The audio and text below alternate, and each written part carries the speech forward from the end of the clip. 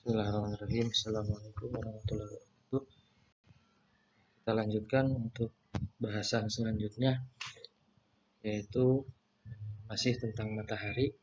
Ya, kalau kita lihat di peta bumi yang besar, ya kita melihat ada yang namanya garis balik utara, ya di 23,5 derajat lintang utara, dan garis balik selatan di 23,5 lintang selatan. Nah, sebenarnya apa itu yang dinamakan garis balik utara dan garis balik selatan? Yaitu adalah titik paling tinggi ya yang dilalui matahari ya di bumi. Nah, kenapa muncul angka 23,5? Ini disebabkan karena lintasan ekliptika yang merupakan lintasan edar matahari ya berinklinasi dengan ekuator langit. Deklinasi matahari itu namanya. Ya, jarak sudut matahari terhadap ekuator langit yaitu deklinasi matahari maksimum di 23,5 derajat lintang utara dan lintang selatan. Ya, jadi matahari itu bergerak ya maksimum 23,5 derajat, minimum di min 23,5 derajat. Nah, deklinasi matahari ini berhubungan dengan panjang siang, perubahan musim, dan titik terbit matahari di suatu tempat. Ya. Nah, problem yang sering keluar di dalam soal-soal itu adalah mengenai panjang bayangan tongkat di suatu tempat. Kalau kita lihat deklinasi matahari ya plus 23,5 ya, atau dinamakan garis balik utara. Nah, itu terjadi ketika matahari pada bulan Juni yaitu tanggal 22 Juni. Sebetulnya mulai dari Maret ya tanggal 21 Maret itu deklinasi matahari bernilai 0. Kemudian naik ke utara ya ke ekuator ketika deklinasi matahari 0 itu matahari berada di ekuator atau garis khatulistiwa tanggal 21 Maret. Kemudian bergerak ke utara sampai plus 23,5 derajat lintang utara. Jadi tidak sampai kepada kutub. Ya, hanya sampai kepada plus 23,5 derajat lintang utara. Itu tanggal 22 Juni. Kemudian turun kembali menuju ekuator ya, ke 23 September. Kemudian turun sampai ke titik paling selatan itu di 22 Desember. Nah, mari kita jabarkan masing-masing keadaan. Katakanlah keadaan A itu adalah 21 Maret ya, 21 Maret itu matahari tepat di titik Aries. Kalau kita lihat di zodiak 21 Maret atau rasi bintang yang dilalui matahari seperti yang sudah dijelaskan sebelumnya ada 13 rasi yang dilewati oleh matahari. Kemudian ya kita sederhanakan ya kita punya 4 titik istimewa atau 4 keadaan matahari ya. Pertama adalah titik Aries, deklinasi 0, kemudian bujur ekliptika 0 di saat matahari itu di 21 Maret. Nah, masalah bujur ekliptika, titik Aries, deklinasi ini akan dibahas secara rinci di dalam tata koordinat.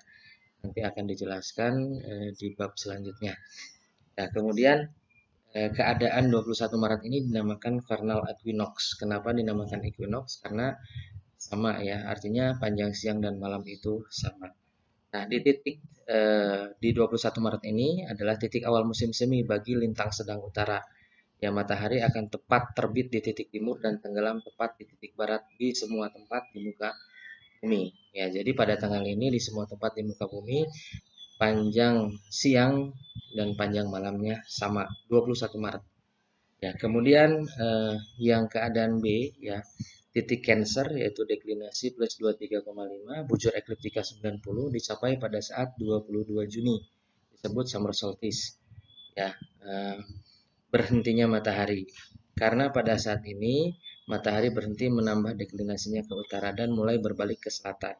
Nah, saat itu tercapai lama siang terpanjang lebih dari 12 jam bagi belahan bumi bagian utara dan lama siang terpendek bagi belahan bumi bagian selatan. Nah, titik ini merupakan titik awal musim panas ya bagi lintang sedang utara. Nah, matahari akan terbit di titik terbit paling jauh ke utara dari titik timur dan terbenam di titik terbenam paling jauh ke utara dari titik barat.